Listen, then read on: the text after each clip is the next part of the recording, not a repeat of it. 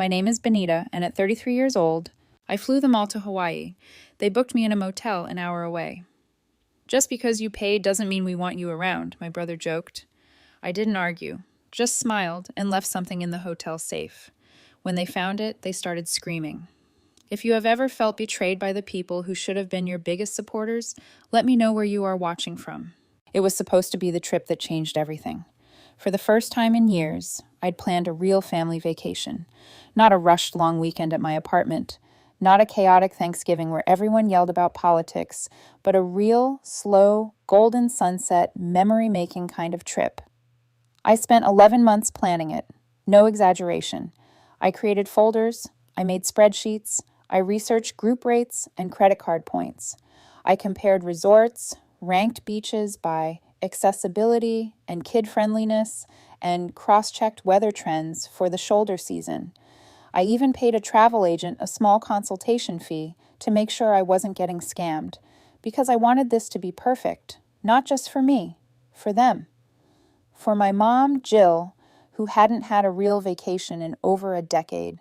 For Rick, my stepdad, who worked overtime shifts at the auto shop and talked about Hawaii like it was some mythical place he'd never see. For Brandon, my younger brother, and his wife Haley, who always seemed stressed and exhausted, but still showed up for Christmas even when money was tight. And for Erin, my cousin, and her little boy, Liam, he'd never been on a plane before. I wanted him to see the ocean. I'd been the boring one my whole life, responsible Tanya, quiet Tanya, the one who showed up with jumper cables and remembered everyone's birthdays. But maybe, just maybe, this trip would be the moment they'd look at me and see something more, someone they were proud of. I wasn't rich, far from it. I work in IT support and live in a modest apartment. I budgeted for this trip the way some people plan for a wedding. I canceled other plans, said no to upgrades at the dentist, skipped birthdays, declined dates. I'd been working toward this single week in Hawaii like it was the finish line to a race no one else knew I was running. So when we landed and walked out into the humid, plumeria-scented air, my heart was full. I even took a deep breath and thought, this is it. We got our leaves. We took the awkward group photo. I paid the shuttle driver a tip in advance to help with the bags. Everyone was smiling. Even Brandon seemed relaxed for once, making Liam laugh with bad pirate impressions. When we pulled up to the resort, it looked exactly like the pictures, maybe better. White columns, green palms swaying, that kind of soft, golden light that makes everything look like a travel ad. I stepped up to the check-in desk, excited to surprise everyone with how well I'd planned it. The rooms were ocean-facing. I'd arranged welcome baskets with local snacks and reef-safe sunscreen. I had even pre-booked a beach dinner for the third night. The receptionist smiled politely. Name? Tanya Fielding. I booked the Fielding family group. She typed, scanned the screen, then frowned. I see the group booking here, but your name isn't on the room list. You're in a separate reservation. Royal Sands Motel. My smile faltered. No, that's not right. I booked everything under my name. She tilted the screen slightly, showing me the breakdown. The names were all there. Jill, Rick, Brandon, Haley, Erin, Liam, but not mine. I looked up, confused. That's when Brandon walked over, holding 2 room keys like he owned the place. Oh, yeah, he said. We moved your spot to a quieter place up the road. Figured you'd want your space. I laughed, unsure if it was a joke. Wait, what? Haley joined him, sunglasses already on. It's better that way, isn't it? The motel's super close, just an hour. I blinked. Why would I stay in a motel? Brandon shrugged. Look, just because you paid doesn't mean we want you around the whole time. He said it like it was funny, like we were still at baggage claim and he was teasing me about my carry-on. Haley chuckled. Come on, don't be weird about it. Weird, right? Of course Jill finally stepped in, arms crossed, like she was bracing for drama.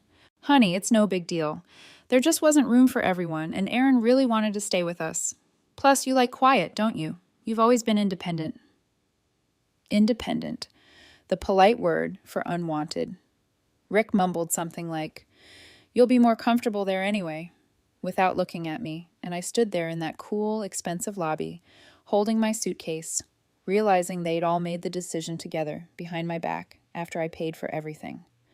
I could have fought it. I could have said, actually, no, I booked this. I deserve to be here. But the words caught in my throat. My heart was pounding in my ears, and my face felt hot. Instead, I nodded. Sure, I said. Sounds peaceful. I took the new address from the front desk and rolled my suitcase out through the side door, past the valet and the bellhop and the manicured hibiscus bushes. The Uber driver gave me a look when I told him where to go. That place? You sure? I smiled like it didn't matter. Yeah, I'm sure. The motel was, well, it had a roof, I'll give it that. The room smelled like air freshener and unresolved crime. The beach access was technically accurate if you didn't mind crossing 2 roads and a parking lot to get to the strip of sand. The bedspread had a strange, sticky texture I didn't care to investigate. The only view was of a rusty vending machine and a faded sign with half the bulbs out. Royal Sands. Stay a while. I sat on the edge of the bed, suitcase still closed, and stared at the wall. For a long time I kept waiting for someone to call, to say they'd made a mistake, to laugh and say, Gotcha, you're actually staying with us. Come back. Nothing. I thought about the tiny gifts I'd packed for everyone. Hawaiian-themed puzzles for Liam, a set of local teas for Mom, a water-safe phone case Brandon had mentioned wanting. They were still zipped in my carry-on, neatly wrapped. I'd imagined handing them out the first night, everyone pleasantly surprised, laughing over drinks by the pool. Instead, I was alone, listening to a couple argue in the next room over whether or not the baby looked more like her ex. I showered with my flip-flops on. The next morning, I got up early and caught another Uber back to the resort, hoping, God knows why, that the mood had shifted. Maybe they'd had time to realize how wrong it all was. Maybe today they'd remember who booked this trip. Maybe I'd get a seat at the table. They were already having breakfast when I got there, laughing, relaxed. Brandon was wearing a loud Hawaiian shirt and telling a story I'd heard him borrow from me years ago. Haley had her sunglasses perched on her head like a crown. Jill was holding Liam and feeding him bites of fresh mango. No one noticed me walk up. Hey, I said, trying to sound breezy. Morning, Jill smiled vaguely. Oh, Tanya, we didn't know you were coming. I figured I'd catch up with you all, I said. What's the plan today? Rick glanced at Brandon. We're thinking of hitting the beach, maybe the hike later, I nodded. Should I meet you somewhere? Haley tilted her head. Oh, well, we thought you'd want to do your own thing. I paid for the group snorkeling tour, I reminded them quietly. It's at 2, right? Brandon said, chewing. We might just skip that. Aaron wants to take Liam to the aquarium instead. I opened my mouth to say something, but what? That I'd spent hours booking things tailored to them? That I knew Rick hated boats but agreed to go because Jill was excited? That I had laminated itineraries printed for everyone, still tucked in my backpack like an idiot? Instead, I said, Cool, whatever works. There was no room at the table. Haley gestured toward the pool bar and said, They've got great coffee if you want to grab something. I nodded again. Then I walked away before anyone could say another word. Not that they would have. They were already peeling off toward the beach, towels over shoulders, sunglasses on, like I didn't exist. But instead of heading toward the pool bar or the shuttle stop, I took a quiet left turn into the resort lobby. The air conditioning hit me like a wall. It was almost too cold after the heat outside, but it helped. It cleared my head. I stepped up to the reception desk. The same woman from check-in was there. She looked surprised to see me again. Can I leave something in the hotel safe? I asked. Of course. Would you like to set up a pickup code? No, I said. Just label it for the Fielding family. If I don't show up to breakfast tomorrow, please give it to them. She paused, but didn't ask questions. Just handed me a security envelope and logged the request. I sealed it, handed it over, and thanked her politely. Outside, I paused near a palm tree and watched my family from a distance. Brandon was trying to teach Liam how to do a handstand in the sand. Jill was posing for a photo with Rick. Haley was sipping from a coconut like a movie extra. They didn't even glance in my direction. But I wasn't waiting for their attention anymore. They had no idea what I'd already done.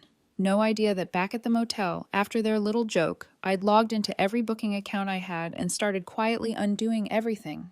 The inter-island flights, the excursions, the hotel extensions, the catamaran tour Brandon wouldn't shut up about. All of it. Gone.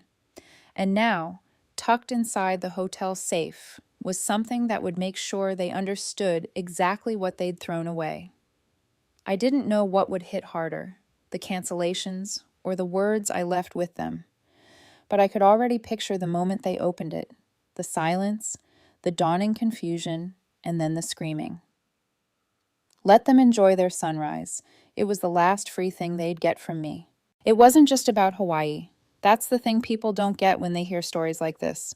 It never starts with a vacation or a hotel room. It starts years earlier, in the quiet moments where you realize you're not the favorite, not the funny one, not the golden child, just the one who's useful. I was 8 the first time I felt it. Brandon had accidentally knocked over my Lego tower, a really complicated one I'd spent a week building. He laughed, said it was stupid, and walked away. When I told Mom, she barely looked up from the dishes. "Don't be dramatic, Tanya. He's younger than you. Just build another one." That was the template. Brandon breaks it, I rebuild it. He forgets something, I remember it. He spends too much, I quietly pay the bill. And every time I asked for even the smallest acknowledgement, I got a pat on the shoulder and a reminder to be the bigger person. So I became the bigger person. When Dad left, I stepped up.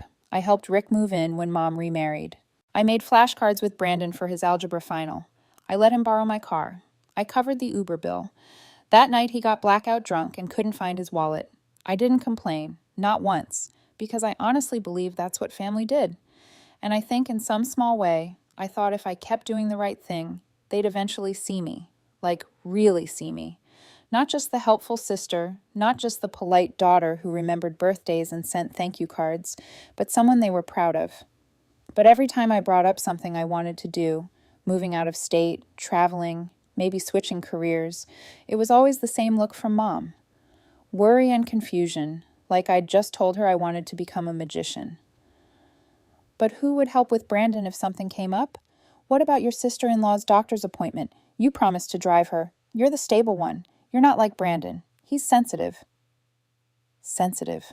That was the word they used to excuse everything. When he yelled at me for forgetting to pack his charger for a weekend trip, sensitive. When he ghosted Haley for 2 weeks early in their relationship and I had to lie to her face about why he wasn't texting back, sensitive. When he crashed his car after leaving a bar and called me instead of the police, sensitive. But me, I was solid. A rock. Our Tanya, she always handles things. The truth is, I didn't mind helping, not at first. I liked being dependable. I liked being the one people trusted. But it started to chip away at me when I realized it wasn't love holding that structure together. It was expectation, obligation, guilt. Like when I paid for Erin's moving truck after her ex left, and she cried, saying I was the only one who'd been there for her, then didn't invite me to her son's birthday because there weren't enough chairs. Or when Mom called me in the middle of a work meeting because she needed help disputing a medical bill, then forgot to call back for my birthday a week later. Or when Brandon said he was proud of me for once, the day I got promoted, then asked if I could lend him rent money in the same breath. The Hawaii trip wasn't just about giving them something nice. It was a test. A question I wasn't brave enough to ask out loud. If I gave them everything, would they finally treat me like I mattered? And now I had my answer. When I got back to the motel after breakfast that second day, I sat on the end of the bed and stared at the receipt for the Royal Sands Motel. I had paid for that too, of course. It wasn't part of the original plan, but I'd picked up the cost when I was redirected there. Why wouldn't I? That's what I do. I stared at the $186.72 and felt the kind of quiet fury that doesn't show on your face. It just settles deep into your bones. That's when I opened my laptop, logged in, pulled up the travel itinerary I knew better than my own work calendar. I canceled the snorkeling tour. Canceled the inter-island flights to Maui. Canceled the helicopter ride Mom had said was too much, but secretly bragged about to her church group. Canceled the rental car I'd reserved for Brandon and Haley's day trip. Then I logged into my email and removed every saved traveler profile, except my own. I sent a short message to the resort's billing office requesting my card be removed from the account for any future incidentals. It felt like shutting off switches in a house I no longer lived in. Later that night, I walked past the resort again. Not to spy, just to see if I could feel anything. Anger, regret, jealousy. Instead, I felt clarity. They were sitting by the pool, laughing, drinking. Brandon was holding court, of course, telling a story that may or may not have actually happened. Jill was wrapped in a shawl, Rick's arm around her shoulder, both of them glowing in the soft light. I could have been in that photo, but I wasn't. I stood there for a moment, invisible, just like always. Then I turned and walked back toward the road. Not back to the motel, not just yet. I wasn't done. I wasn't going to argue. I wasn't going to beg. I was going to let them walk right into it. Let them sip their cocktails and plan their perfect day. Let them think I was still licking my wounds in a budget motel. What they didn't know was that the rug was already gone beneath their feet. And when they opened that envelope, well, I hoped the screaming would be loud enough to reach the shoreline. The first message came in at 9:00 a.m. the next day. Hey, Tanya, are you around? We're not seeing your name on the catamaran manifest. Did you cancel the tour? It was from Aaron, polite, confused, still hopeful that maybe this was just a mix-up. I didn't respond. At 9:24, Brandon called. I watched the screen light up once, twice, declined. At 9:28, a group text lit up. Brandon. Sis, did you cancel our helicopter ride? I put the phone face down on the nightstand and poured myself another cup of motel coffee. Burnt, bitter, perfect. I imagined the moment they opened the envelope. The resort staff would have handed it over sometime after breakfast, just like I asked. Someone probably shrugged, said, "Weird, maybe she left a thank you note," and ripped it open without thinking. And then the video would start.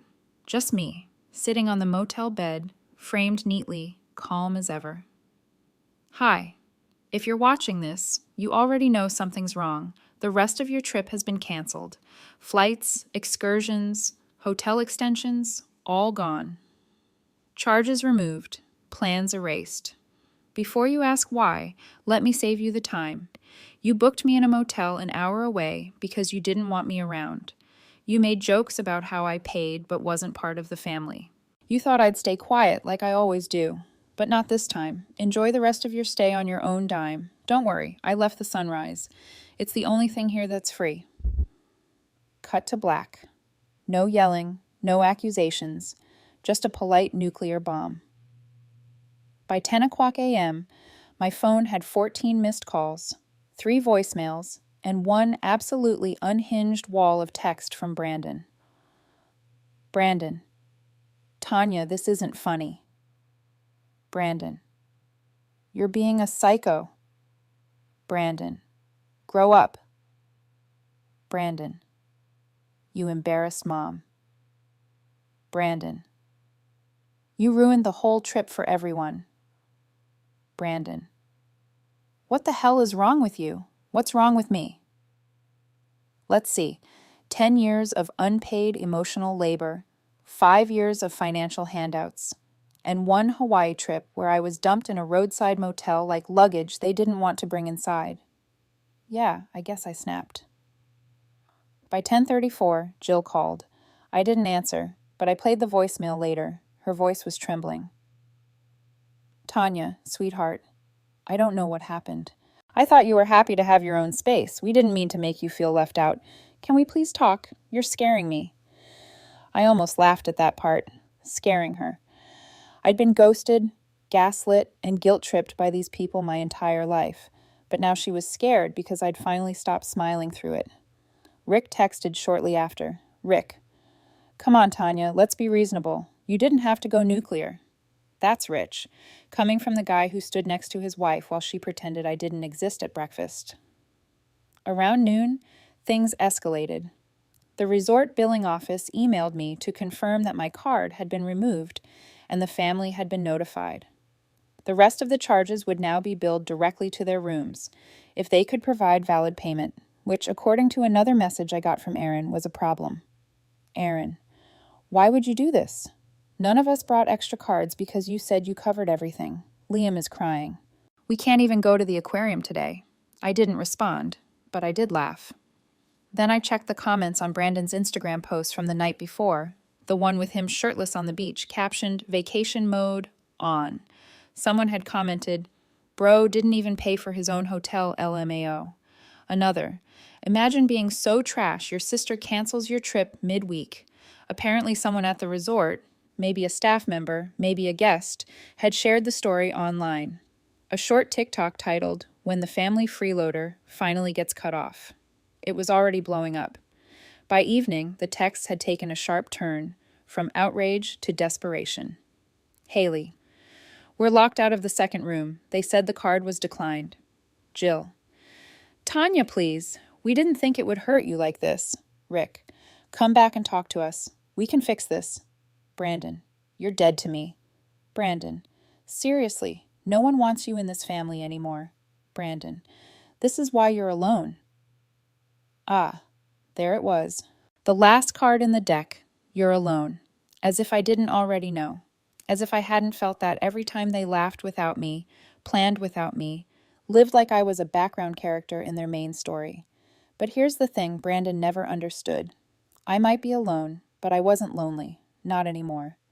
Because loneliness is sitting across from your own mother while she thanks your brother for bringing everyone together, even though you booked the entire trip.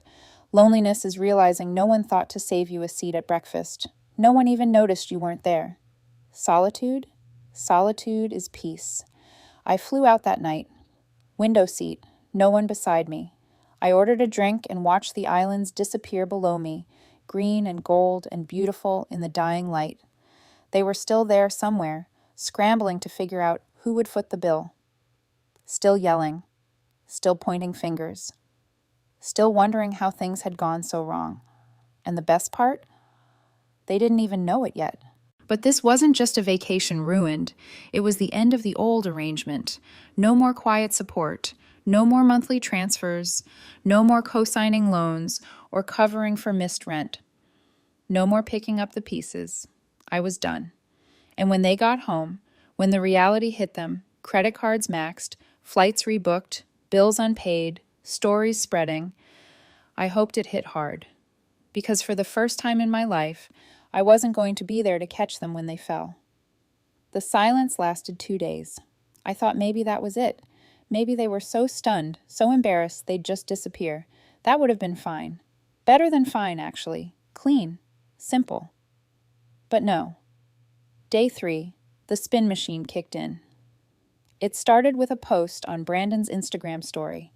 Some people wait their whole lives to ruin one vacation. Hope it was worth it, sis. Then a cryptic Facebook update from Jill. Families aren't perfect, but we grow stronger through love, not cruelty. And then came the full PR tour. Haley wrote a long, carefully worded email to a handful of extended relatives. Yes, she CC'd people. She framed it like a tragic misunderstanding. Tanya felt excluded due to a booking issue and reacted by canceling our entire trip without warning. It was heartbreaking. We're still trying to process the trauma. Trauma.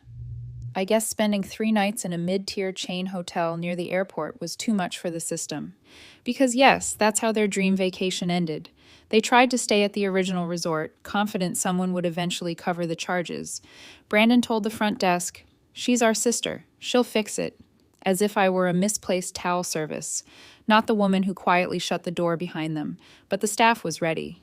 My name was off the reservation. My card was gone. They had everything in writing. 2 rooms were locked by noon. Resort security escorted them to the lobby, with luggage still unzipped. They were offered the option to pay out of pocket. They couldn't, so they checked out.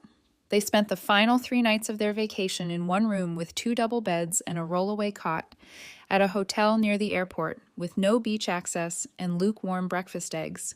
I know this because a resort staff member, someone who watched the whole thing unfold, emailed me privately just to say, "We were all rooting for you." Apparently, the screaming really was loud enough to reach the shoreline. They skipped the remaining excursions. Never made it to Maui. The catamaran tour Brandon bragged about? Gone. Aaron cried in the lobby when they canceled Liam's aquarium visit after trying to guilt the ticket clerk into letting them in for free. When it was time to go home, reality hit harder. I had also canceled the return flights. They had to scramble at the airport, paying last-minute fares with whatever cards still worked. Haley's was declined twice. Rick ended up covering most of it with a credit card he said was only for emergencies. Turns out, losing your free vacation midweek because you alienated the person funding it qualifies. By the time they landed, the story had already gone viral. Someone at the resort posted a short TikTok when the family freeloader finally gets cut off. A clip of Brandon yelling in the lobby, a blurry shot of Jill crying, one of Haley storming off while holding two inflatable pool floats. 500,000 views in under 48 hours. The comment section was brutal. Protect Tanya at all costs. This is why you never bite the hand that pays for the helicopter tour. Plot twist. Tanya wasn't the quiet one. She was the loaded gun. Then came the real desperation. Back home, they realized the damage wasn't confined to Hawaii. I had canceled all ongoing support. The monthly money I sent Jill, gone. The just-in-case savings account Brandon had access to, closed. The shared Costco membership I'd been paying for, revoked. I sent one final email. Simple. Final. Effective immediately, I am no longer providing financial or logistical support to any member of this family. Please do not contact me unless it's through a lawyer. They didn't take that well. Rick sent me a screenshot of a credit card bill with a passive-aggressive text. Rick, your mother's really struggling. Any chance you could help, for her sake? I didn't reply. Brandon posted a photo of him and Jill looking sad at a diner, captioned, "Family is supposed to forgive." The comments backfired again. A friend of mine wrote, "Didn't you brag about ditching your sister in a motel? Good luck with that forgiveness tour." And then they went full scorched earth. They called around to mutual friends and extended family, trying to plant the story that I'd overreacted, that I'd always been emotionally unstable, and that the whole thing was part of a long pattern of control. It might have worked if I hadn't already released the video. I uploaded the original clip, what I'd left in the hotel safe, just slightly edited for context. No commentary, just facts. A calm voice, a clear message. You didn't want me around. Now you're on your own. The internet took care of the rest. Some of their friends stopped calling. Jill lost her part-time bookkeeping gig, someone who saw the video and didn't want drama tied to their small business. Aaron's ex used the situation to argue for full custody, citing emotional instability and public embarrassment. Brandon tried to go on a podcast to share his truth. It got 4 views and 2 dislikes. Meanwhile, I was thriving. I booked a trip to Kyoto, just me. No guilt, no group chat. I walked under cherry blossoms, ate noodles in alleyway shops, and slept better than I had in years. I started building a new life, a smaller circle, but peaceful. People who liked me because I was kind, not because I was convenient. For the first time, I wasn't the support beam in a collapsing building. I was just free. The last message I ever got from Jill came 2 months later. I know you hate us. I just wish you'd remember that we're still your family. I stared at it for a long time, then typed one line that used to mean something, and I hit send. It's been 9 months since the trip. Without my support, things unraveled fast. My mom and Rick struggled almost immediately. Turns out, I'd been quietly keeping their budget afloat more than I realized. He picked up gig work to cover what used to come from me. She stopped answering calls from relatives after a few awkward conversations about how things went in Hawaii. Brandon burned through his last emergency fund within weeks. Haley moved in with her sister, just until things stabilized. He tried crowdfunding his way out of rent trouble. It didn't go well. One of the top comments read, "Maybe don't ditch the person paying for your vacation next time." Aaron tried to get a loan co-signed. No one in the family wanted to touch it. Last I heard, she was working retail and back living with her mom. I didn't gloat. I didn't reach out. I just moved on. Turns out peace is quiet and affordable, especially when you stop paying for everyone else's chaos. But now I'm wondering, was I right to finally draw the line, or did I go too far? Let me know what you think in the comments.